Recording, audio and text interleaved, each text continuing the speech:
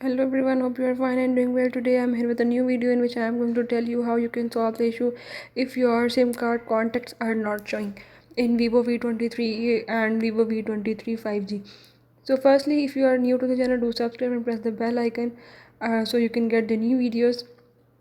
Now let's move toward the video. If you are having any issue regarding your SIM card contacts, like you can't see the SIM card contacts in your contact list or in your phone contact, you can solve the issue by the way I am telling.